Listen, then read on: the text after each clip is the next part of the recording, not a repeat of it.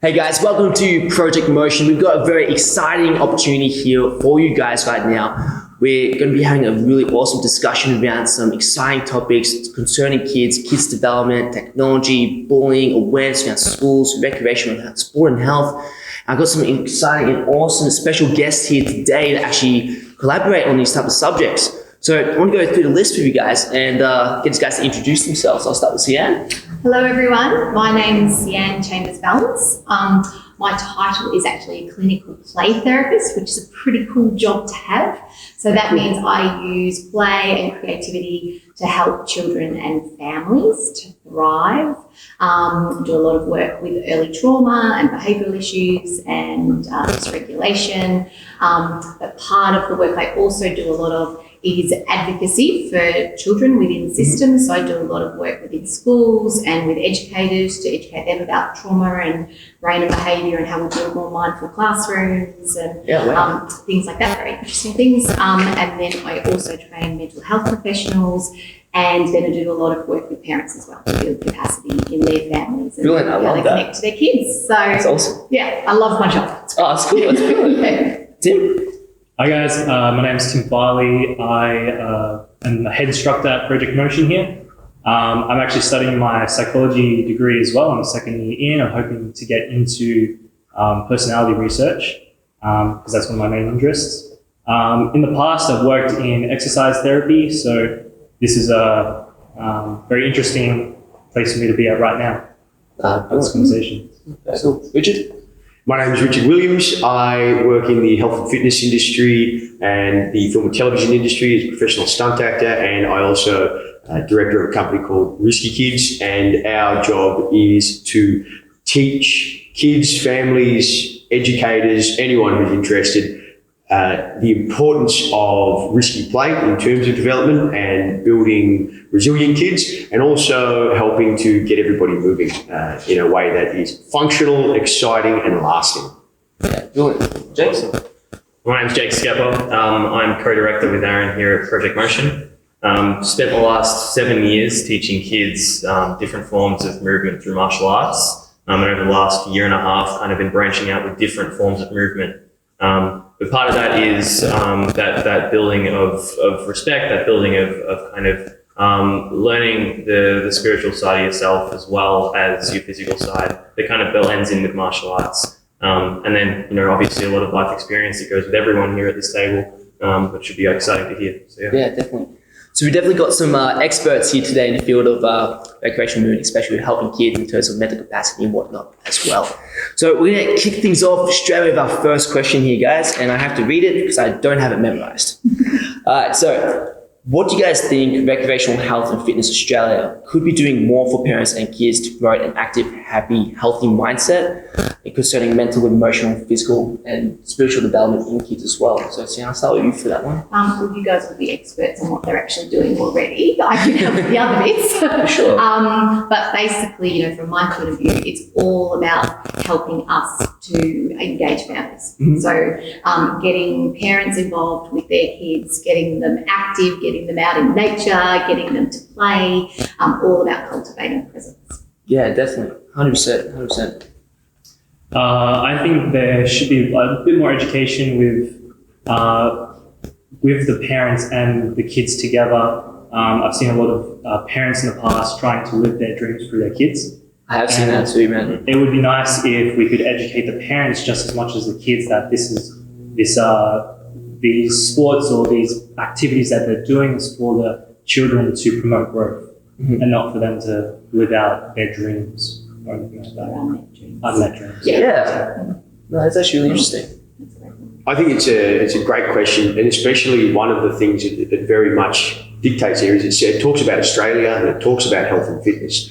So especially in Australia, there has always been a very big push from a local community, state community, federal community level to focus primarily on sport as one of the solutions for health and fitness, which of course is heavily integrated with emotional and spiritual and psychological well-being.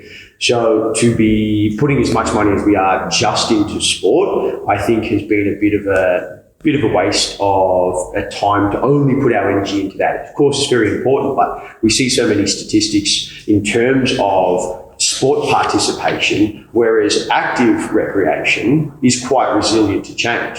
Sport participation drops off severely at about the age of 16. 12, 16, yeah. Exactly. Whereas active recreation, playing, sports skill-based pursuits like martial arts stay quite resilient, but they also receive some of the least funding. So I was talking to the folks from Victoria at the Department of Human Services about their own statistics. And it was very much, it showed that the thing that people participate most in, besides running and walking, is gyms. So more and more people go to gyms more often to pursue health, well-being, both physical, emotional and social. But it's also the sector that we officially engage with the least at a governmental level. So it was interesting to hear them understanding that. And there's been a bit of a shift lately in terms of moving towards more the active recreation side of things and understanding that there is no one way to do things. And this is a firm philosophy that I have, that I hammer to all of the kids and anyone I touch base with when it comes to health and fitness. That health and fitness is not a one moment in time. It is not a box you can check. It is something you have to pursue for your whole life. And more importantly, it's also not something that there's only one way. I tell everybody they have to find their way to health and fitness. And to do that is something they have to do constantly.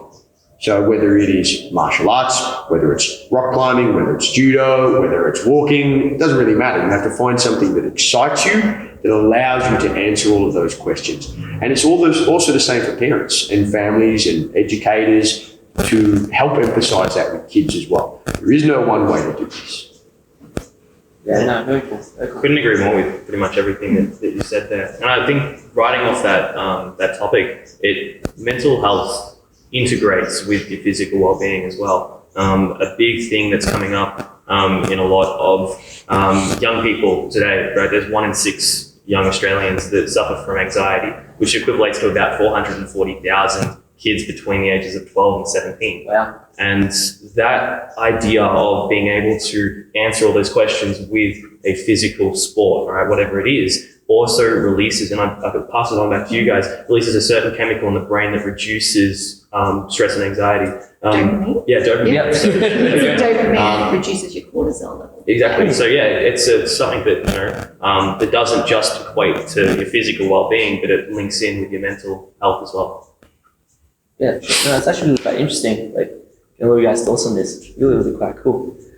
So I'm going to go straight on to question 2, guys. Like, I think that definitely encapsulates that question off. So question 2. Kids today experience more anxiety and stress, social difficulty, attention difficulty, and inability to handle challenge than they ever have. What do you guys think has led to this, and what can we do to help parents or coaches or sport coaches or even school teachers and kids to kind of combat that type of change we've seen lately as well? I love this question because this is the basis of most of the work that I do. And it's a conversation that we do need to have. Yeah. And I always say, when I'm running trainings or having these conversations, that we as the adults in the room are the ones responsible for making this change. Because what I see the major challenges are for us at the moment is that in our capitalist society, we have a lot of economic pressures. It means that we've kind of taken away the family unit a lot of the time. So the kids aren't getting presents. So in terms of brain development, there's sensitive periods of brain development where we actually have to have these safe, attuned relationships to help us grow our brains and help us grow regulation in our nervous systems. Our response to stress is set by age 4. By pretty much what happens to us, the early traumas, toxic stress periods, which are prolonged periods of stress in our lives in utero up to age 5. All of that affects actually how our brain and nervous system wire. So what I'm finding so much of the time, and particularly with boys, I see a lot of boys on my caseload. When I go to schools, there's so many boys that we're seeing the behavioural problems in. Behaviour is just a communication of need, right? It's just a need, and that's where we have to start. We have to start going, okay, well, if behaviour is the symptom and the need, instead of just medicating kids to conform or shut them down, let's start asking what's going on for these kids and what needs aren't being met and what can we do to start addressing that, as the adults in society. And so part of that is by bringing back our understanding of the buffering of attuned relationships, of the parental relationships, of rebuilding the village around our children in those sensitive periods, giving them time. I don't want presents, like Christmas and things like that. They want your presence. They want that attuned presence. They want you to play with them. The amount of children that come in and will just say, "Oh, I wish Mum played Lego like this with me. Oh, I wish Dad would go and take me out bike riding," or whatever it is. They just, because our lives have become so busy and so work orientated, we've actually forgot the foundation of what a healthy society is, which is we are social animals, right? A third of our brain is a mammalian. Well, we have mammalian brains, but a third of our brain is our limbic system, which is about our emotional connection and attachments to other human beings. We need each other in order to survive. We need each other in order to thrive. If we don't have these early attachment relationships in a secure way, then we end up going into a response called like a hyperarousal response. I don't know whether you guys have heard of that, but that can look like aggression, it can look like hyperactivity, it can look like anxiety, it can look like big flooding emotions and hair trigger responses. That's what hyperarousal looks like in the nervous system, which, in a classroom you see that being triggered all the time. Yeah. So we have to talk about how do we then help these kids, if we can then see what's going on, how do we help them come back to a regulated state? How do we help them come back to calm and connection and what we call co-regulation, which is, this comes back to what you were saying before, I always say we need to grow ourselves to grow our children. For sure. Right? A lot of the time we didn't receive the most attuned parenting, which could have been just based on life experience. It might have been based on how our parents were parented, and they're just going to keep repeating the blueprints of the past and giving it, passing it on to us. So it could be all of those things that then affect the way that we then behave and how we respond to stress. So it's, there's a lot to talk about there. For sure, 100%. Like we've talked about that a few times too. Yeah. One thing you said that really is in tune with everything we talk about is the idea of needs. So I'm a big fan of, for example, Maslow's hierarchy. Yes, it's beautiful. It is, and it stood the test of time. And we actually deploy that with our adult members. And especially when you start talking about, because that's the thing, if people come in and they say, I want to change and I want to pursue health and fitness for whatever reason in whatever avenue. So again, it could be Taekwondo, it could be hiking, whatever it is, because I want to feel better about the way that I look, or just want to feel better about my capacity, or I'm just trying to improve myself. But people aren't working on those foundations. We're talking about food and water and structure and security. Safety step one. Exactly. We don't have safety in our environment, in our relationships with other people around us, in our families. Right? That's the foundation. We cannot grow the other steps. And in line with Maslow's hierarchy, that's actually how the brain develops, like from a neurosequential point of view. So your brainstem, which actually develops in utero up to about 12 months old, is basically your perception of safety, your felt sense of safety in the world. So if you had early traumas and toxic stress and didn't have the buffering of secure attachment relationships during that period of time in your life, or a really good co-regulator as a parent that was able to come in and soothe you when you got upset or cried, was able to attune to your needs and meet those needs, then you're going to have some damage actually in your brainstem. And then on top of that, the next part to develop is your limbic system. So that's your attachment with others, feeling safe with others. We can't feel safe with others if we don't feel safe within ourselves. So it all starts with us. Exactly. It starts by building that felt sense of safety. If we start talking about trying to improve families as well, having that discussion with parents when they come in, and it is partly the fitness industry's fault where they come in and they can only focus on things like weight loss or aesthetics. That's an interesting thing. That's an interesting thing. Well, that's the narrative that they're attaching to as well. And I think that's a big decline of what's happening is we're losing stories. We're losing the narrative that we apply our cultures to. Yes, and if our whole narrative is got to lose weight to look good, it's not good. It's not a good narrative to employ. It should be like, how do we be like our own inner warrior or our goddess or whatever it is, to attach like big, condense a lot of information down into small things, which is essentially storytelling. Yeah. Reclaiming yourself. Yeah. If we Reclaiming that connection if we bring to it yourself. around though as well, because like for someone that's listening to this right now, what can we do? What can we say to bring it down into a simple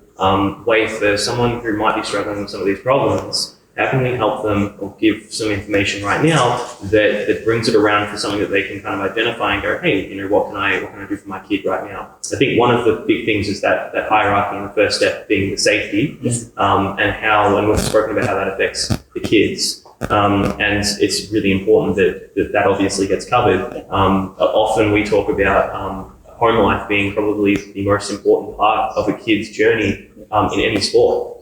There's a big turning point for a lot of kids, and it's a lot more common with things like football and basketball. The main reason why kids quit a sport or stop doing it is that car trip home. If they have their parents who are feeding in that negative kind of stuff. And I know I had it as a kid, because my dad was kind of old school in that front. If I played a good game of football, he'd say I did well. If I played a bad game of football, I'd hear about it, right? And and that car trip home would suck or it'd be good. And ultimately, that car trip home is the difference between a kid kind of wanting to come back and gain that improvement, all that stuff we spoke about in the first question, versus giving up, going home, and kind of going, I want to start something else, and then going through that rinse and repeat. Because once someone starts loses that connection with one program and bounces, it's so much easier to bounce from this one to that one and that one and this one, and not necessarily feel like they're a champion in any specific area, sport, field.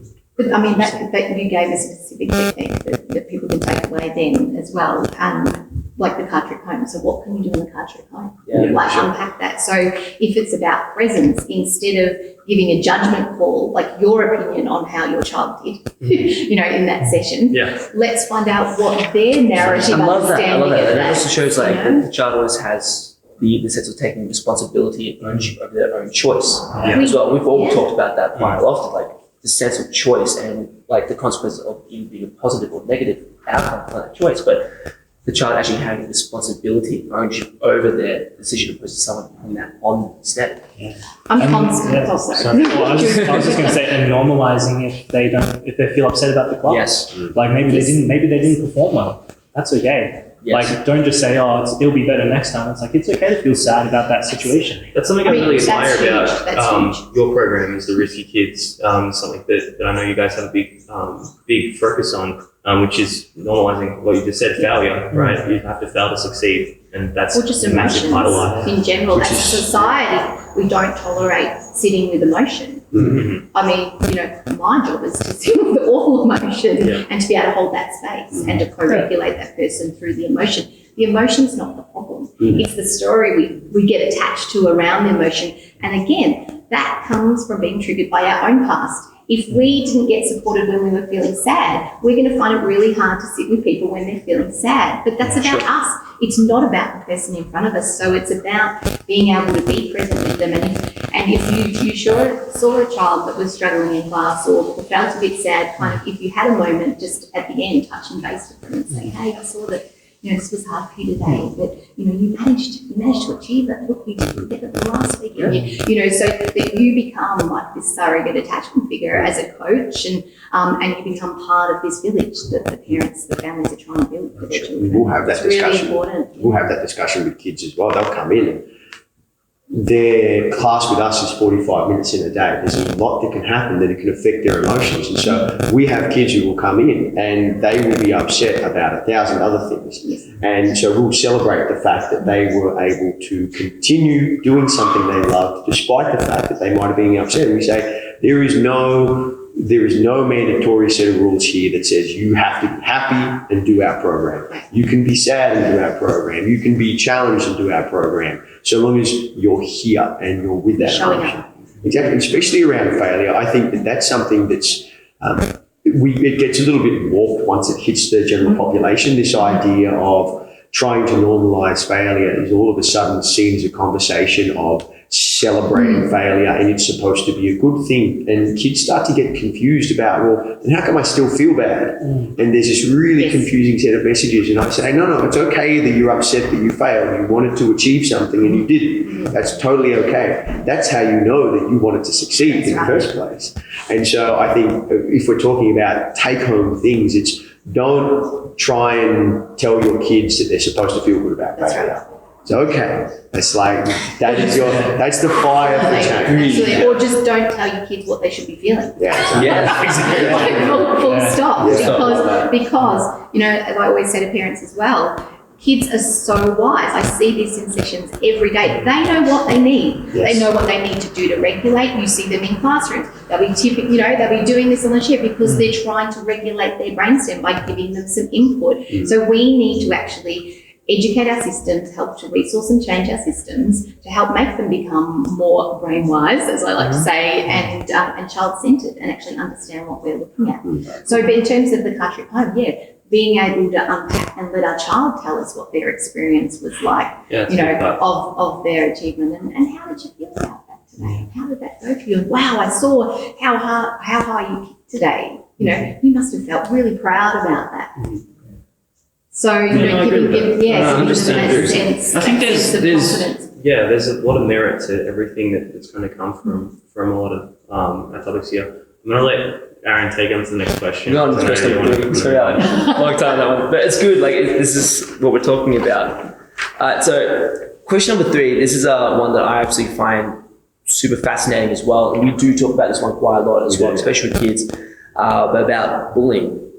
So bullying is a constant epidemic across school, like kids in all schools as well.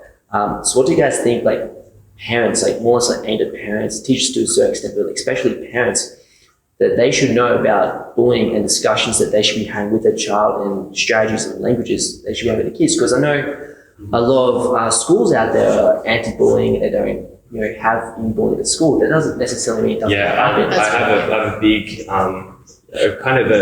it's a pet hate of mine is some of these terms that some schools are employing under bullying, because kids come back and they're then not allowed to talk about it at school. I've had so many kids come in, right, and it's ridiculous. It doesn't exist. Well, it's at school. It's exactly what we were talking about before. We're denormalizing it, and it becomes a foreign thing to that idea of, I'm not allowed to talk about it, and if I do talk about it, then there's something wrong with me, or there's something wrong with what I'm doing. It's a terrible thing. It's ridiculous amount of kids that I've had coming here, and they've just been off on the mats, right? They're just kind of just don't seem there, and I take them over to the corner and have a chat with them, and they're like, I just had some issues at school, and they talk about the bullying that happens. I'm like, well, did you go and speak to a teacher? Oh, no. Like we're not allowed to talk to the teachers about it. Which obviously, if a teacher was listening to this, they'd think that's nonsense. The kids can come and talk to us, but it's how they're associating. It's how they feel. It's how they feel about some of these rules that are being put into place. And the next big thing that I kind of find, which is it's unreal for me to kind of hear, is some of these kids that most bullying happens verbally, but the ones that do happen physically, 9 out of 10 times the kid who receives it does nothing in retaliation, because they've got this stigma in their brain about lashing out, about being physical to keep themselves safe. Even in our martial arts, and that's what probably gets me the most, is even in our own classes where we teach a lot of martial arts, as much as they're learning self-defense, they go off and they're getting all these other messages from teachers, from parents, from us, from other role models in their lives about what's right and what's wrong, and so much of it conflicts. It's like, no, you're not allowed to hurt someone, right? But if someone does hurt you, you're allowed to hurt them. Okay, that's already a conflicting thing in itself, right? That's the most basic one. And then we go a step further and we start saying, okay, if someone's yelling at you, you can only talk back. Okay, starting to understand that. Then they touch me, right? Well, I'm trying to talk them out of now physically hurting me. So it's such a confusing thing for kids at the age of anywhere between 5 onwards, because that's when they're starting to hit that primary school age. It's so confusing for them to kind of keep up with. And it's such a hard thing to kind of get our minds around how these kids are feeling. Now, on to the point I was making before, how can we make this something that we can go home with, right, versus just talking about the issue? A big part about it is that education for those kids. Setting something that they know is okay, no matter what anyone else says. And something I try to do with some of the kids here, it's like, hey, if anyone else says anything differently, they're wrong, right? It's just kind of getting them that idea. It's like, hey, this is the right way to do it, right? And what is that right way to do it? I want to pass on to you guys. What do you think of like some of that stuff, right, regarding that bullying? What do you think is right for us to tell those kids? how's the best way we can send that message to them? Well, I think towards the kids themselves, it's enhancing their sense of self and definitely understanding that even these bullies are probably dealing with problems themselves, and that's one of the reasons why they're bullying. Yeah. So we need to be able to get them to be able to communicate with their adults, with their parents, and with the people around them, so that the adults can act as mediators between the bully and the potential victim or the child, whatever the child is, because we want to develop the communication skills that will carry them on later in life, because bullying almost always happens. You know, it's going to happen in workplaces.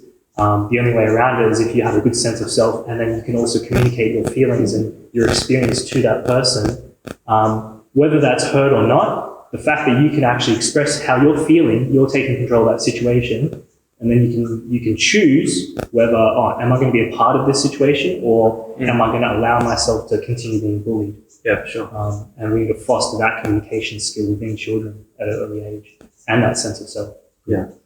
I think that there's, especially when we talk about understanding self and communication and being part of that situation, I think that there's a wider discussion around increased sensitivity to criticism as well. Yeah. The amount of times I have kids get upset that someone is bullying them in class, and I'll say, what happened? Oh, they tried to tell me I was doing something wrong. So they were trying to help you. They were trying to use their knowledge and share it with you. Now, again, we have a big approach. It's like, the instructors are there to help everybody find their way through. However, we also want everybody to share information. If someone tells you that you are doing something wrong, that is criticism, that is not bullying. But there is, I feel, a big lack of resilience around that now. Yeah. And so not immediately jumping to conclusions that a child is being bullied because they are upset about something, and especially from parents not immediately being emotional themselves when they are told this. I've had some of the really good parents, their responses is always just, I just want to understand the situation better so I can work with my kids on it, because they're not there. One of the parents came to me and said, I just want to know what your advice is to talk to our kids about this, the message you're trying to enhance, what you think might have happened. You know, my son told me that this kid came up and was making fun of him for not being able to do it well. And the second she told me which kid it was, I was like, oh no, he loves going up to people and saying, I want to help you. I want to help that you kid as well. Yeah, I want to help you. And he's got an absolute heart of gold. And the thing is that the first boy had misunderstood it as someone telling him that he was doing it wrong. So he got upset because he didn't know how to handle that criticism. So for us, it was a really good opportunity to say, okay, well, is that someone being mean to you, or is that someone trying to help you? And do you have to take that help? Can you say thanks, no thanks? Or is it an opportunity for you to say, okay, maybe I wasn't doing it correctly? So this increased sensitivity, this lack of being able to step into another person's shoes and say, well, why are they communicating to me, or why are they criticizing me, makes it very, very difficult for us as a culture and society to decide what is bullying, what is criticism, what is you know, it's a mired situation now, because we are becoming so, we're lacking resilience emotionally, physically, socially, to be able to understand one another. So we can't really pick out anymore what is real bullying and what is something we have to deal with. It's interesting. I think, there's a couple of points there. So are we becoming more sensitive, or is it because we talk about bullying quite a lot? So it's a language interpretation. So that's the language we give to kids when you're feeling unsafe or feeling uncomfortable in a situation, and that's the only language they have to use, because we haven't kind of taught them more complex language. So like when you unpack it like you did with that child, they start to go, oh, well, is that bullying, or is that actually, do I have choices in how I respond to this, or is this actually just about the little thing that I'm doing that they're trying to get me to improve on, which I think was a really good way of handling it. But the empathy, of course, bring it back to the brain, because it's really important for us to understand how our brains work and what's going on. That's why we've got you here. I'm a brain nerd, so that's good. So empathy, right, is actually a higher order skill, okay?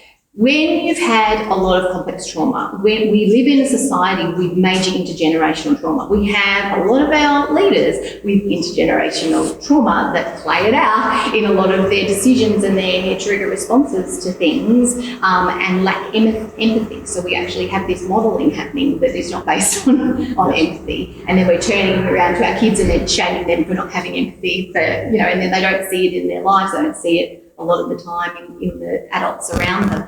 But empathy, right, actually is a part of the brain called the prefrontal cortex. Now, that part of the brain doesn't finish developing. They used to say 25. They've, just this year, they've come out with new research to say they're thinking it's around 30, right? So this part of the brain's involved in impulse control, cause and effect thinking. So if I do this, this will happen. Empathy, creativity, problem solving, all of these things. It doesn't mean that we can't obviously start to plant the seeds and start to do the neural connections at an earlier age with all the work that we're trying to do, obviously, to grow this generation of kids. That's why we're here, that's what we're talking about. But that part of the brain doesn't fully finish developing until we're a lot older. So we've got so much more modelling to do as the adults for our children for a lot longer than we think. Now, the other part in terms of the brain and empathy is if you've had a whole lot of early trauma and toxic stress experiences and don't have these attuned, supportive relationships, so you have more punitive kind of style relationships early on in life, from a physical point of view, from a neural point of view, this pathway, like this superhighway, between your amygdala, which is your guard dog response, which is your flight or fight system. So anytime I'm feeling activated or stressed or triggered, my guard dog's going to fire and is going to go into a fight response or a flight response, or there's actually 3 other responses, which is a freeze or a total nervous system shutdown, which is like I prepare to die, like into this total bipolar arousal state. So what happens if there's a good connection to the prefrontal cortex, the wise out, is that this acts as a buffer and a brake on this system, right? So it sends a message and goes, it assesses the situation and goes, do we really need to respond to this? Can we do this override? Can we do a reframe on this? Is this really what's happening right now? I can use my toolbox of techniques. I can calm down. I can do this work. And so that's great if that system's there. Unfortunately, a lot of the time in the people that I deal with, in so many people in society, that actual pathway is not there. So then we expect people to have empathy. You can't have empathy if you don't have those neural connections in the brain from a physical point of view. We can grow them. This is the great thing. Brain plasticity means that we can rewire our brains until the day we die, which is really, really exciting. It's a lot easier when they're younger. It's a lot easier up to teenage years, because we create these myelinated parts in the brain. They're fast, super fast networks. We get the connections and the messages through quickly. We can regulate quicker. All of that, as we get older, that's harder, so it takes longer. Right? So when we're trying to teach new skills to adults or to older people, we just have to be prepared that it takes a little bit longer. So that's my little brain. And I love Sure, I love that. Especially considering what we all do with kids. I very much see my program, and I know Project Motion's the same.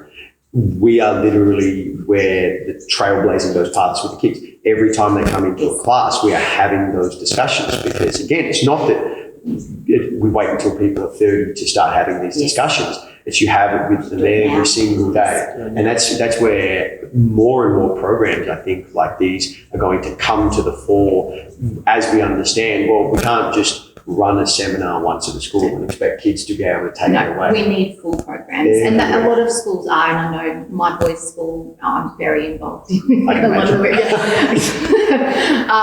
And so they've got a whole social emotional program that they've developed, and so they learn about their brains and they learn about behaviour and how to resource themselves, and here's your toolbox and how to calm down. We're building sensory regulation rooms, so when behaviour gets activated, they can go and move, right? They can bounce on footballs, we can swing in swings, we can do all this brainstem nervous system regulation work. We can throw balls back and forth so that we're feeling connected to someone when we're in a panic response. All of that. So they're doing really, really good work, but it does take that. It takes that consistency, and then it takes us talking to parents about how we can grow our own emotional intelligence. A lot of that is based on mindfulness. We know, mindfulness is an evidence-based practice. We know it literally changes the brain. We have all brain scans to prove that. It helps us grow this neural pathway between our amygdala and our prefrontal cortex if it wasn't there. So it helps us be able to calm down and widen our window of tolerance to stress and to those hair trigger responses. Yeah, for sure. Yeah. I think bringing that all back, because I know we've just thrown a lot of information. Rewind it. Yes. Rewinding slightly, I think. play again. I think what we've brought it down to, first of all, is building resilience for kids is something that's going to be a big thing. Passing on, trying to not pass on our flaws to our kids, to the people that we role model. Being aware of what they are, I think, is the Yes. first bit. Once you're aware, you can manage them better, then you can be a better role model, and then you can teach 100%. the kids. Yeah, and I cannot agree with that more. I've seen people try it before, and it works. It's not an easy process, but it's very admirable when someone can know, hey, this is my flaw, because it's hard, right? It's hard. You go and ask Yeah. yourself, what's my biggest Yeah. flaw? Half the time, people won't pick it, right? It's a hard thing to kind of pick, and if you can pick it, and then you can try and remove that exposure to your own kids from it, it's a very commendable trait to be able to do. I think moving on from that, there's also that car trip home, making sure that we're getting their feedback and not forcing our own thoughts onto these kids, and then letting them kind of direct more guiding those kids through their life versus directing them. I think that's probably something that we all speak about in our own different manners, is kids, by evolution, by their own self-building, have a pathway that they follow, and we can direct that in the right ways, and we can help guide them. But by forcing them to make this decision or that decision, or by telling them exactly that, that certain things are how we should feel about this or that, it's conflicting how sometimes they will develop themselves. So taking away from that idea as to being so restricting and a bit more guiding, and letting them kind of figure out that element of themselves. I often talk about it as being the guide on the side rather than the sage on the stage. There you go. Yeah, we talk about this with educators as well, moving more towards that model, because the more, and this ties into building resilience, the more that you can allow the child to have the victory, right? To stumble and get up again, and stumble and get up again. But I'm by your side every step of the way. But I'm not going to do it for you. I'm right here by your side. I will teach you. I will scaffold it for you to help you be successful. But the success needs to be yours, right? If I'm telling you what to do and controlling that, they can't develop that positive self-concept. Can I agree? Yeah, we have to trust them more. They've got it. They've That's got it. great. That's great. So let's move on to technology as well. So technology is a really interesting thing that we've been talking about a lot at the moment too. So we do see kids come in, get their iPads or their phone, spend about 20 minutes with that, and then when class starts, it's like, no, I don't want to go on the maths because I want to spend time doing this as well. Even schools and overuse of technology. Now, I'm a big gamer. I love playing video games as well, but talk about kids and just the over stimulus of using video games and actual effect that they can have on kids. Like, I think it's a great thing for parents to know some strategies around that and how to help their kids with that, and some of the conversations with even discussing around this is why this can be detrimental, and this is how we can actually help and improve that understanding of how it works as well. That take away. I've got lots to say on this, but you guys might want to chat too. Well, there's always like the first thing about, the overstimulation, all that. But I think one of the most important things about technology is having a conversation with your kid to not have it so close to bedtime. Yes. Because sleep is fundamentally one of the most important things you'll ever have in your whole life. And the blue light that you emit from the screens, that is gonna throw off your circadian rhythm. That's gonna throw off so many things. That's gonna affect your sleep. And then when your sleep is affected, when your circadian rhythm is affected, that's going to affect your emotional regulation. That's going to affect how much knowledge you retain from what you've learned through the day. It's going to affect how much you heal. It's going to affect your hormones. It's going to affect your whole system. So not having screen time at least 2-3 hours before bed is going to just do your child a world of, your child and yourself a world of health, basically.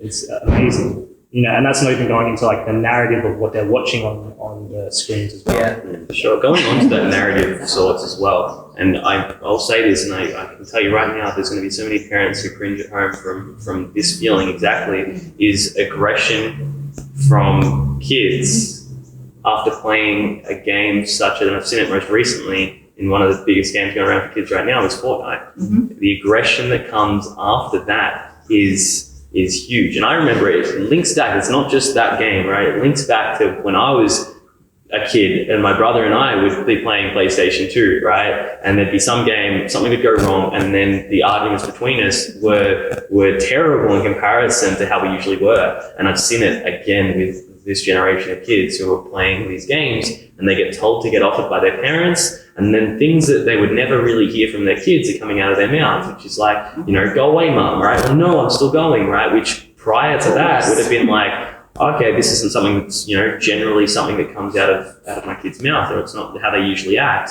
And they're a lot more prone to throwing a tantrum, or they're a lot more prone to a lot of these things. And it all comes after after being told to get off of that addiction, which is that game for. Yeah. I was going to say, what does it tell us Interesting, is going on in the brain? Yeah. It's literal addiction. And It's dopamine hits. we have to Like remember this. that Facebook, Instagram, video games, especially ones aimed at children, they are literally programmed for prolonged use. They're not there to generate content. They're only there to generate content so long as it maintains attention and attraction.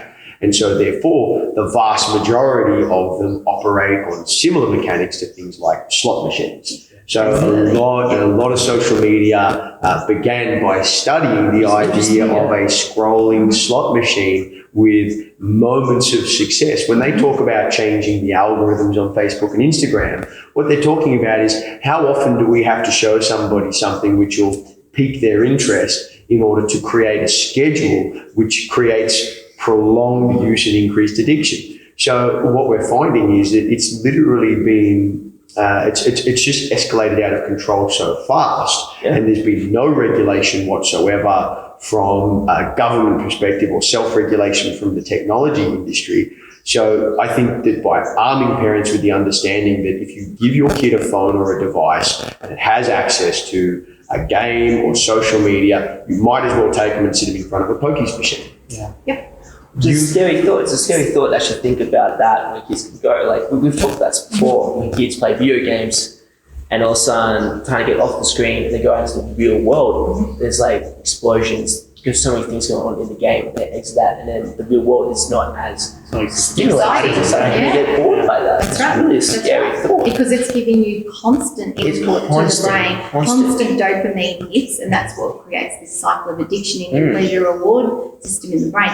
Now, from a brain point of view, that pleasure reward system is originally like evolutionary set up to get those dopamine hits from our relationships, right? This is about our attachment relationships. So I feel good when I connect to you, or when you look at me and I have a positive interaction with you, so I want to do it more. So it creates this safety in our relationships. But so this is another part of kind of what's missing, and so then we turn to other addictions like screens, and then as we get older to alcohol and drugs, and TV is the real numbing one as well. Anything that kind of numbs this desire to connect that's actually not being met.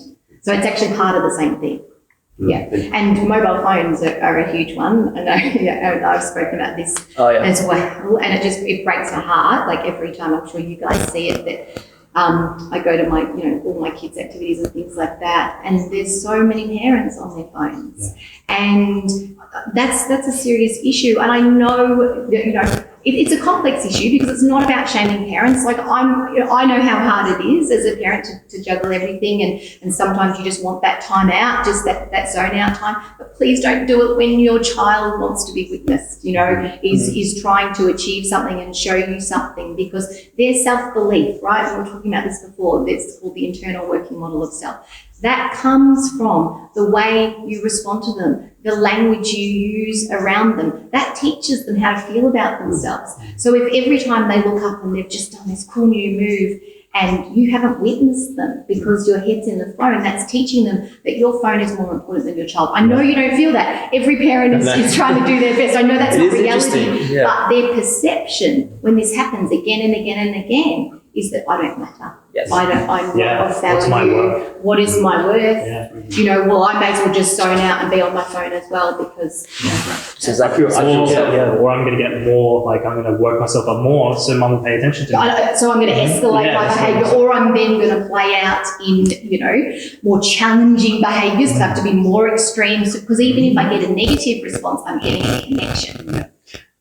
If you want, I was going to say, this is a topic that I love, which I reckon you'll be able to probably talk about even better than me, is I often hear from kids and from parents that is a response, not necessarily they're not giving their kids devices because they're acting out. They're giving their kids devices, or kids want devices because they are bored. Now, I have a big discussion with everybody about how important boredom is. But I'd love to hear from your perspective in terms of why you, I hope, agree with me. So boredom is a fantastic thing because it promotes creativity. You know, not giving kids everything that they want promotes creativity. You know, we do this all the time. And I get how hard this is in our society. And I'm constantly saying to my kids, I know that a lot of your friends are doing all of this and they're allowed to do this. But, you know, mum looks at things from a different point of view because I'm always looking at, I understand how your brain works and I understand what your brain needs. And it's my job, right, to protect your brain as much as I can. So sometimes I'm going to need to say no to things. And sometimes I'm not going to let you do things that a lot of your friends are doing because I know that that's not going to be good for your brain. And I found this with Minecraft, right? We had a big family meeting and democratic process, so they had to pitch it to me why it was so important for them to have Minecraft, the educational value and all. Getting pretty good at that because I make them work for it. And they did it, but after 2 weeks, and they were only allowed to, between them, play for 2 hours between them over the whole week, that they had control over how they broke it up. So they could do it all in one go, they could do an hour each, they could do it in 15-minute little bits, they had to track it all, had to be accountable. But even after 3 weeks of doing that, I started to notice sneaking behaviour, aggression when we said, no, it's not time to do it. All of these things started to come up and I'm like, guys, this is showing you what's going on in your brain. It's showing me that even after 3 weeks of little bits of this, your brain's already getting addicted. All right. So because of that, my job is to come in and be your protector and say, I'm really sorry, but we can't be playing this game right now. Sure. Your brain's actually not ready to be able to deal with that and That's process probably the that. biggest thing that it actually links on to. I'll give a quick story about, and I won't give any names, but a family friend of mine, and it's my mum's best friend, his son. So she has her own evaluation of how it's come to be, but a big part of it is the fact that this mum, and I love it a bit, that she wanted to be a friend to her kids instead of being a parent. And it's so easy to want to kind of be that friend to kids, to kind of make them smile, make them happy. But what it did was it meant that later on, this kid who didn't get told no started playing with substances like alcohol, started then playing with substances like drugs, and is now going through a rehab program because of how out of hand it got. And there were multiple times where people were then sent in to kind of try and help pull him out. But throughout his life, he was rarely told no. And when people told no, he even learned how to, and this is a kid who was doing this by the age of 13, right? After getting told no a few times, he started to be very deceptive of how he got around these people saying no. And he put on the act like he was not doing these things, sneaking out and doing them anyway. And it all started from this process of not being told no about certain things. And it's not necessarily video games, but just certain things that as a parent should have been no was a yes because I wanted to be their friend. I wanted to make them smile. And that was probably the biggest thing, is sometimes as a role model, as a parent, as anyone who has a kind of authoritative standing over kids, sometimes we have to say no. Sometimes we have to make our kids cry so that it gets through an important message. Go ahead. No, I would say we don't have to think about saying no in black and white terms. We don't have to go, we have to be punitive or we have to be permissive. Like, there's this entire world in between, right? Sure. Of empathy, Yeah. of modeling empathy. You know, like I was doing with my kids going, you know, I can see how hard this is. You know, you've literally crying, heartbroken. And I'm like, and, you know, is it because you won't feel like you fit in at school? But that's what it comes down to, right? Because that's part of that tribe. We all want to connect. I get how hard that is for you, but at the end of the day, you know, we know what's best for you in terms of giving you a healthy brain, and it's our job. Sure. It's our job, right, to put those boundaries in place. But then it's also my job to offer a solution to that, like to help him. So when he's in that state, so it might be going, I get that you can't play your game right now, but hey, should we go play a game of Uno together? Because then I'm replacing it with something which is more valuable, which is my time with you. Yeah, right? sure. And that connection. And we know healthy brain foundations are based on that. Okay. So the more that we can, from a practical takeaway point of view, it's going to take a while. So if you're already in this cycle of addiction and a lot of extensive screen time, this is going to be hard when you first start trying to do this. But maybe you start with just cutting back a little bit at a time. Yeah. Don't go cold turkey because that's not going to go well. I've seen that happen. I've seen kids who've like parents have got their kids cold turkey, and like the withdrawal that these kids go through. It's like, withdrawal. It is after withdrawal. 2 weeks, they're Yes. okay. Yes. They go back to being like inhabited. Full on. Before that, this is like Yeah. it's really interesting. Yeah. I think the parents need to do it as well. Yes. I was actually gonna say they know what it feels like. Yes. Yeah. I absolutely agree. Nice. Because again, they're giving that. They've got the empathy then as well, the Yeah. training. Yeah. Well, I came across this a while ago. Is taking a walk without my phone. My phone was dead and I was walking, and it was such a refreshing time for me because I'm constantly checking my phone for multiple different things. Social media is probably the biggest thing as an adult that we check our phones for, right? And we kind of today you say, all right, you know, turn off your phone for a whole day and see how many people freak out from that notion, right? Like one day, think back.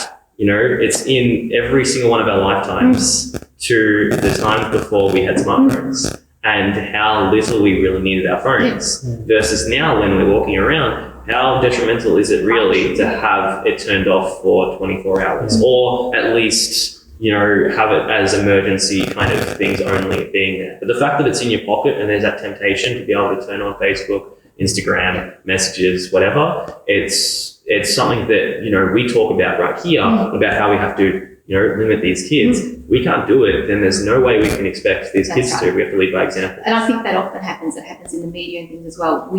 Happens in society in general. We blame kids for a lot of things without actually taking responsibility for our part in that and how we facilitated. How we facilitated and how we allow it to continue without actually stepping in and being their protectors. I mean, that's our job, right? You know, I know it's a hard job, but it's our job. So it's a big issue. And, you know, it's our generation of adults that are facing this really for the first time, but it gives you this low level stress all the time. Oh, I better check to see if I've got a like. Oh, did that post get in? Oh, if it doesn't, what does that mean about me? Was that not good enough? You know, so it sets up all Can't of check this the likes horrible anymore. stress. Can't measure how many likes you get. That's good. But I noticed this. We do a lot of camping with our kids, and we go to the bush so that we cannot have any contact. And it's amazing. You actually are able to stop and be fully present with yourself, right? Yeah. In your own body, Yes. with nature, in the relationships with each other. You feel your exhaustion. You feel that you've been running on this adrenaline the whole time. And part of that, is all of this kind of fabricated world we've created, but that has also been created, if we look at the meta point of view, because we've lost our villages, right? So we're trying to recreate them. And I know this with a lot of parents that I deal with, and particularly mums that are so isolated and are stuck at home so much of the time, and they don't have a village around them, to help them raise the kids, and it's relentless, and it's 24 hours a day, and they are exhausted. So they're trying to reach out to get those needs met. but it creates all these other issues. So we have to identify how do we recreate our villages in healthier ways.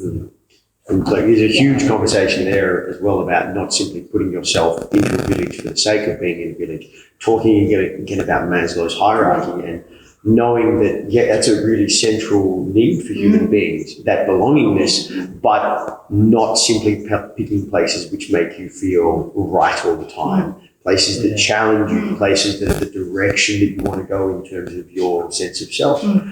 So we're talking more and more about this idea of a bubble that people put themselves in and quickly bursting that. But I love technology. I'm a big fan of a lot of it. So I also think that it's got plenty of answers out there. If you are not, as a parent, exploring the fact that there are child modes on your devices, even on my own phone, I have got timers set on certain apps if I can't access them at certain times.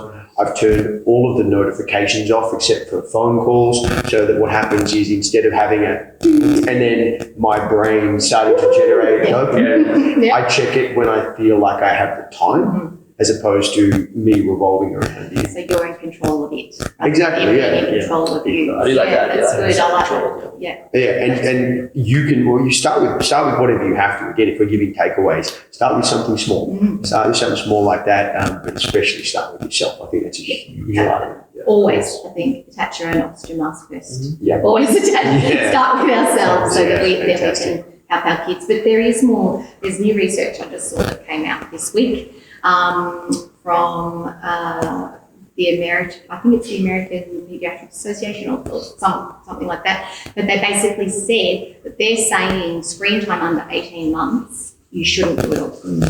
In terms of what it does to the developing brain. Because you're setting up a brain at a very, very young age when it's, very preliminary wired. You don't have all the buffering of the other neural connections. You're setting it up to need these hits all the time. So that's actually hard to develop things like focus, sustained attention to task, long-term vision, all of those things when your brain's been bombarded by this from a very young age. Like TV, like kids' TV shows at that time as well? As well, because again, look at the kind of TV shows now. I know when we were younger, they were a little bit calmer. The cartoons weren't, but a lot of the other shows were a little bit calmer. But now they're all they're kind of hyper, apart from a lot on ABC. ABC does some calmer ones. But a lot of the really popular ones are really up there. So they're doing the same thing and they're flashy and they're bright colours and the brain loves that. It soaks it up, but it's not healthy for the brain to have to be bombarded with that. So they're saying even from the age of 18 months up to around 5 or 6 or so, you only have an hour a day. And a lot of that should be with parental input. So the parent there, the guide on the side, to be able to interpret and reflect and, be there with you in the experience. Unfortunately, again, because of the structure of our society, the lack of support for families, everyone feeling stressed and dysregulated and kids mirroring all of that. Because of that, a lot of the time it's used as a babysitter. And so it's either on the whole time or kids are just shoved in front of their devices because they don't want to, the parent doesn't have the capacity themselves to deal with behaviours or needs, natural needs to connect, which can look like, it can look like really needy, kind of annoying behaviour sometimes, but that's because your child really feeling disconnected. Would you say it's fair to say that the type of parent or the generation of parents today would be different to the ones that we had as kids? There's been fundamental shifts, hasn't there? And look, a lot of them have to happen because, as more women have come into the workforce, there's many conversations, obviously. These are complex issues. So we're coming out of more traditional systems and traditional models. We're breaking up of the nuclear family a lot more. There's a lot of movement around to different countries and different places where you don't have that support network around you. The perception is that our communities aren't as safe, so you can't just let your kids go and roam. Like I know when my mum was younger, they would just roam the neighbourhood and they'd have to be back for dinner, and then they'd have a whole group of kids and they'd go to everyone's houses and the village kind of were responsible for them. That doesn't really happen much anymore. So there's so many things that have shifted. And so there's not necessarily those key adult figures in these children's lives that they actually need. to feel like they've got their figure, they've got their person there. Yeah. I again, talking about ways we can start to redirect this as well, I will encourage technology use for good, so for learning, for education. Or I remember one kid who his parent had effectively said, he wants to be really, really good at Fortnite. He wants to go and be like an e-games person. I took him out for one session with a GoPro strapped to him, and him recording all of his moves. And instead of getting Fortnite for his birthday, he said he wanted a GoPro so he could start recording and creating his own content. Awesome. That's interesting. And especially, we were talking about it before we even started, a mobile phone is literally a movie studio in your pocket now. For people to use that simply to pop dopamine instead of to create wonderful things, whether it's photography, whether it's information like what we're doing now, and then you can teach kids at a young age to create their own content. Yeah.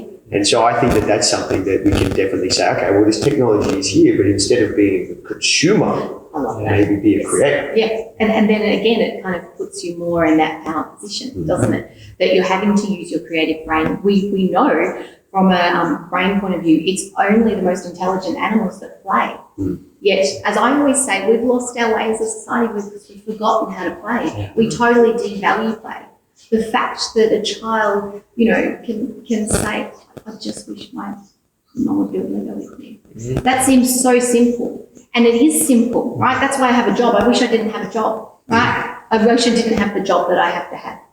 But the thing is that our children are starving for that presence and play, and for people to see them and hear them and connect to them, and give them that push to fly and be who they are. Yeah, and it brings around that point of priorities as to what are people's priorities today, and where can we honestly say right now are not on what we want it to be, but where we think the kids are on that list, right? Because obviously there's work, which is probably one of the biggest things, and where it comes down to is my priorities are for my kids. I want to work to get money for those kids, right? And they're obviously up there on the list. How high is our priority of time we spend with our kids, right? And do it by an hour, like by the hour. How much time do you do nothing else but spend with your son, with your daughter? I heard you're more on this than what I would, but I heard that you spend at least 15 minutes with each child per day just purely to spend time with them. The benefit that could have in It's huge. events. So Just 15 minutes. 15 minutes only. So I train a lot of parents to do filial therapy, which is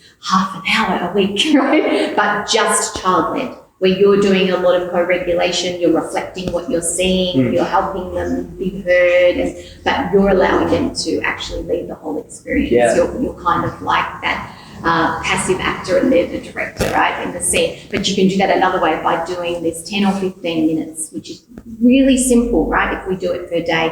And you feel that with just some really simple connection activities. Playing cards is so easy and kids love it. We're getting what we call serve and return interactions for our brains and our nervous systems. So and we're getting eye contact, right? Which means that our mirror neuron systems, which we have as mammals to help us connect and attune to other people, to be able to attach to and connect into what you're feeling, that I can feel what you're feeling in my brain, right? Because that's how we work as a collective species. Being able to do those things just through a game of cards and allowing the child to have that presence and to be seen and to laugh and to show sustained attention, manage failure, because you're there to go, hey, well, I won last time, you won this time, it was a great game, you tried this. What would you do? What would you do differently next time, that could happen to me? One of the things I saw, one of the mums showed me a video of one of our kids where she had helped them set up an obstacle course around the house and then filmed them doing Right, it. that's awesome. So That's fantastic. It's combining all of the skills that we were learning with them showing off and being able to show Mum what have we been learning, combined with her interacting. Involved in it, absolutely. And they want it. We've set up a Ninja Warrior course outside because our kids are otherwise they'd be climbing the walls. They're outdoor boys. And so they're constantly on it, like every day. And it's always, Mum, come and watch this. Come and watch this new trick. Come and watch this. Constant, right? Which is exhausting. So I can't do it all the time. But, I always make sure that I do that at least once a day because they're telling me what they need. They need to be seen and witnessed with doing this. It's very simple. It's like the kids, it's their way of demonstrating to their parents their level of responsibility over their own actions as well. Yeah, absolutely. They just want to be seen. They want us to witness what their life and all the wonderful things that they're doing and how they're growing. I love that. So we're going to move forwards because we can definitely keep talking about this all day. I love it. I really love to. I'll probably get combining our last couple of questions too. Yeah, So already great. pushing it out. Yeah. So I really would love to talk about gratification, like instant gratification versus delayed gratification with kids nowadays. And we kind of tapped into it a little bit too in terms of technology. We were talking about earlier, like a lot of games nowadays, they're designed to provide stimulus and provide small levels of success. But when we talk about kids developing goals and becoming the best version of themselves and really working hard to achieve something that's prolonged, that is not going to be done within one couple of days, the gratification process towards that too, the detriment that instant and delayed gratification can have in kids, which I always find interesting. Yes, The answer is risk. I'm biased, but I love talking about play, specifically risky play, as a huge solution for this because it requires thinking, it requires strategies, it requires creativity.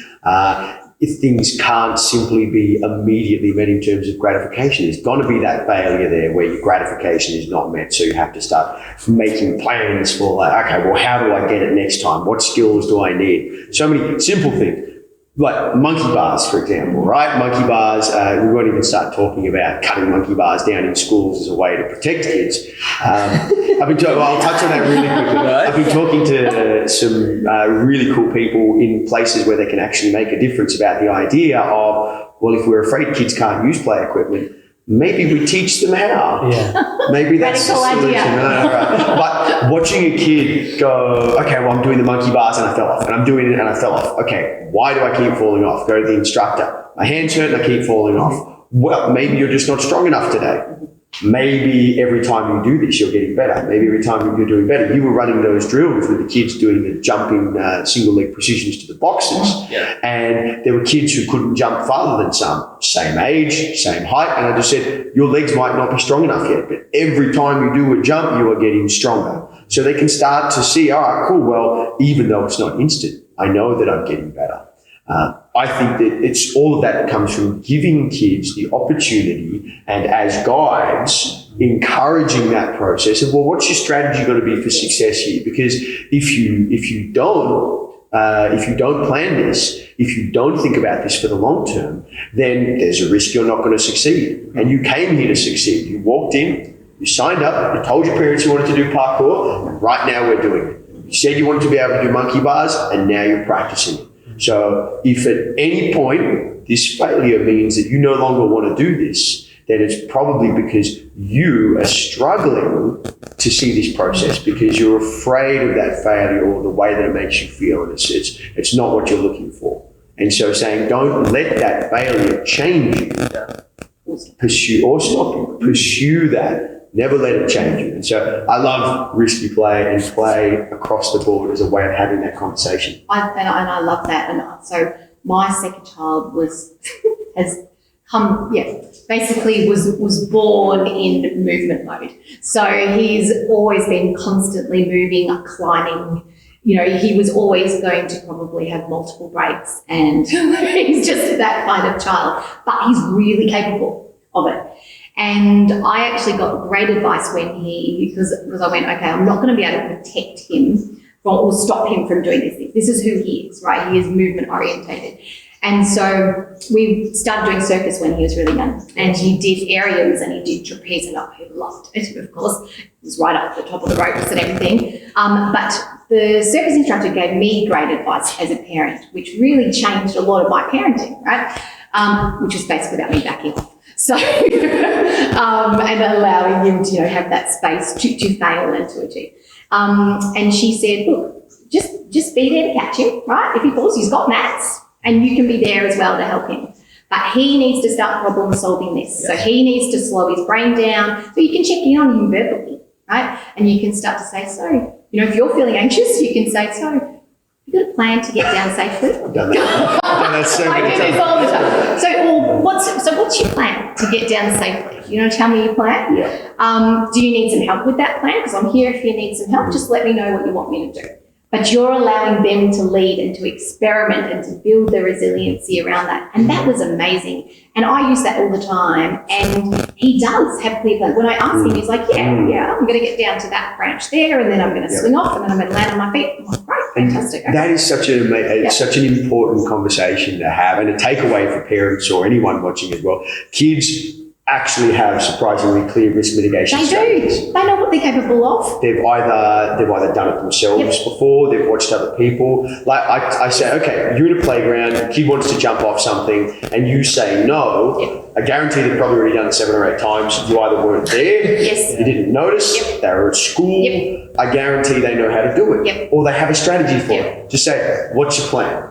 Because if they're that confident, I've also had the opposite where kids are like, I'm going to jump off that. And I'm like, have you done this before? And they're like, yeah. And then they get up there and they're like, oh, maybe not this high. I'm going to get down. I'm going to have a good idea. But you can reflect that. You can say, wow, that's great that you made that assessment and you decided that today you're not feeling safe enough to do that, which is fantastic. So guess what? Tomorrow you could try it again. So again, you're reflecting that. You're not shaming them for not being, achieving. You're allowing them to actually go through that process. And we have the discussions like, well, you felt a bit unsafe doing this, so what's the step before this? Absolutely. What's the exactly? Yeah, maybe it's we bring something in and you jump on top of that instead, which elevates the height of the ground. Maybe you start from a lower surface. But kids have really clear risk mitigation strategies. So definitely, and you just have to invite them into the conversation. That's all it is. And we used to live in trees. Okay, so from an evolutionary point of view, we're pretty good at swinging and climbing, and that's what kids want to do. Yet then we tell them that they're not actually capable of doing that because they might hurt themselves. So then we take away their power and their sense of confidence and all of that all the time. We're kind of undermining that as a society. So yes, I'm fully supporting give them more risk. Sure. Scaffolded risk. So let me just ask this to everyone then. We're talking a lot about active kids. Right? There'll be people watching today that have the exact opposite problem. Kids who are very to themselves. Kids who don't want to go out, who I've tried so many times to get them doing basketball, football, dancing, martial arts, whatever, right? And they're just not interested in any of it. How do we pass on, because a lot of our message today has been about movement. How do we pass on one of two strategies? One being, how can we get kids to enjoy one of these sports? Because I will never condone any parent forcing their kids to do a sport because it creates that spite for that whole thing, and it ruins it for them later on in life. But how can we get parents to either help their kids find an active movement that works for them when nothing else has, or how can we pass on some of these messages that require this movement when our kids aren't wanting to do that, where they're not the ones who are up on that tree, they're instead the ones sitting down there going, no, that tree looks ridiculous, I can't do that. And it's just a bit off the ground, where the parent's saying, hey, come up and try this. And that kid's going, oh no, I don't want it. That's a complete opposite of the problem. Good point. I would ask why the child's like that. Because our active state, as children, is to actually engage with our environment. That's how our brains learn, right? To explore, to move. It's our systems that kind of squash that and put it in a box and suppress it. But you see it all the time. You see kids that are doing like bush school, or when they're camping, or and they're just off. They're off and they're climbing and they're building and they're creating and they're collaborating and they're problem solving and they're showing resiliency. Like they're incredible when you take them out of those boxes. So I would, I'd question that and go, what's going on with this child? When I see passive children like that, that's always quite a red flag for me. Because again, that's a very shut down state for the nervous system to be in. So that tells me that there's some early stuff there that really needs addressing.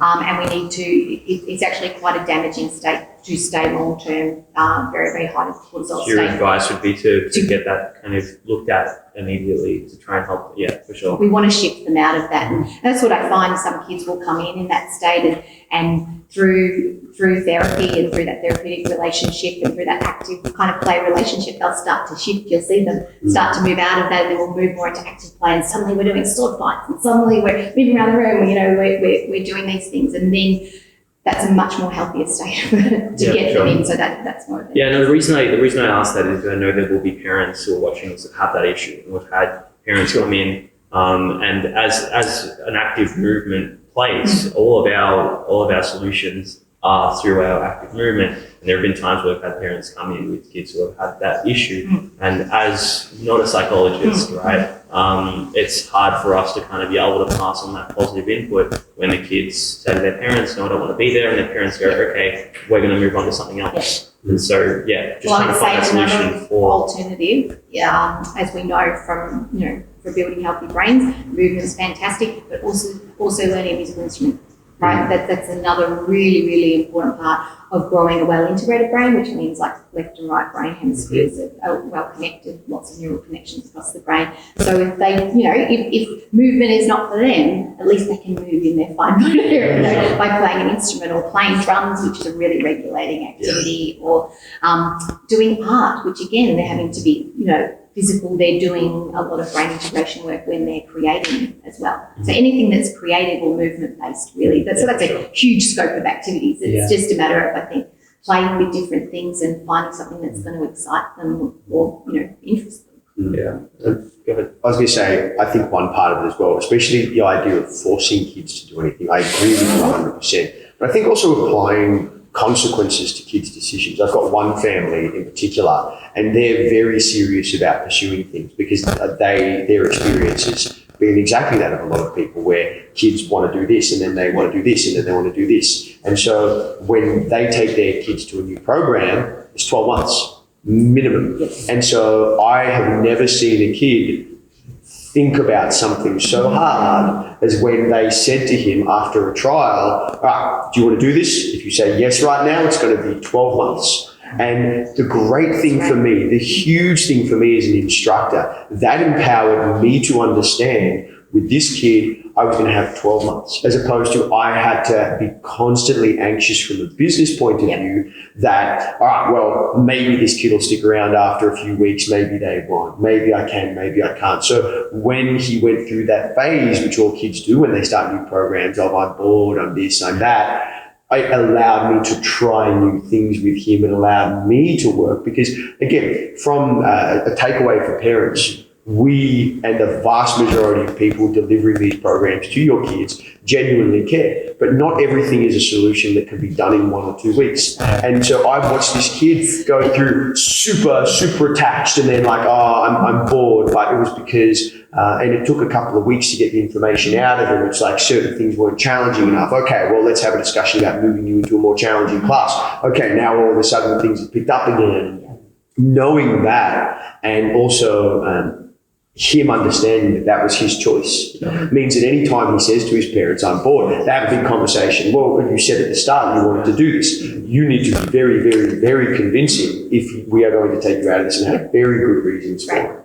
And so he was able to basically then articulate the reasons why he didn't want to do it anymore. And they were very, they're never that it isn't challenging enough or things like that. It's that it's hard or there's something happening socially which is upsetting me, which allows that information that comes back to us through parents who are attentive, and that allows us to then resolve it. So we keep that kid in a program where challenges are not just can you do the monkey bars, but it's how well you're engaging with other kids and how well you're engaging with your sense of self.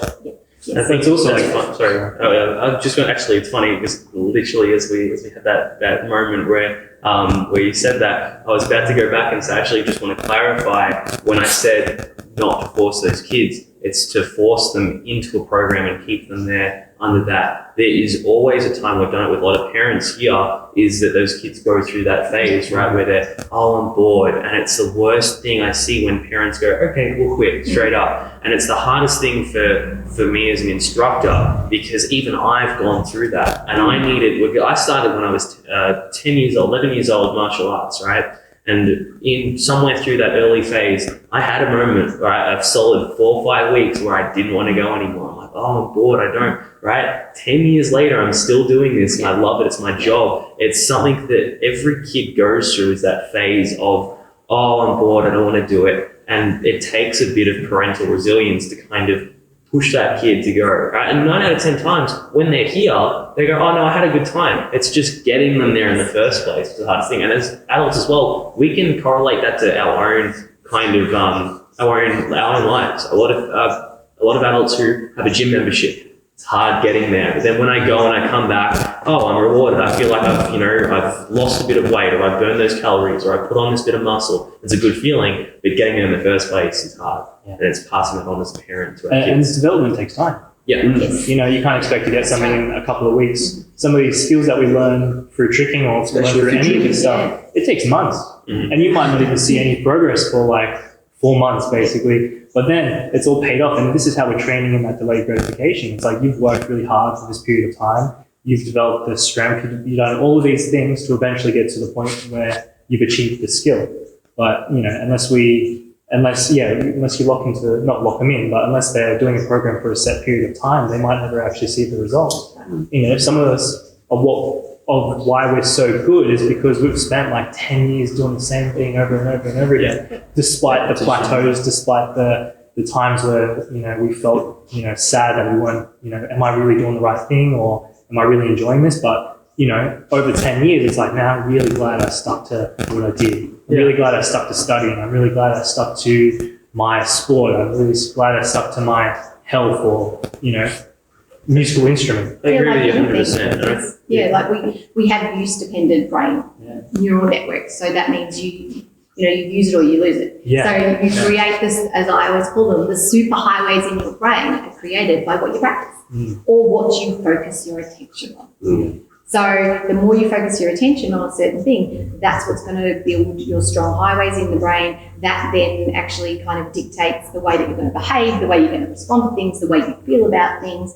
So again, if we're practicing being sad, right? We're practicing being sad, or if we're practicing being angry, that becomes our preferred route. So if we want to change those things, we have to consciously make an effort to change with an alternative narrative and alternative inputs. I love that. We are probably going to have to finish up there because we're pushing like an hour and 20 minutes, believe it or not. We could also talk about this stuff all day, and I am more than happy to do that. However, it's a long video as well, so we push it there. But I will say, I really do appreciate every single one of you guys coming down here today. This has been an absolute massive dream of mine to have this collaboration type session. I know there's a lot of questions out there from parents, from coaches about some of these topics and how to mitigate those directions we want for kids to take and how to go through that. I think, especially my passion, helping as many kids become the best version of themselves as possible, this is a really, really good step towards that inevitable moment in life too. It's really great. So I want to thank you guys so much for coming down today. And we'll finish it up from there. Until next time.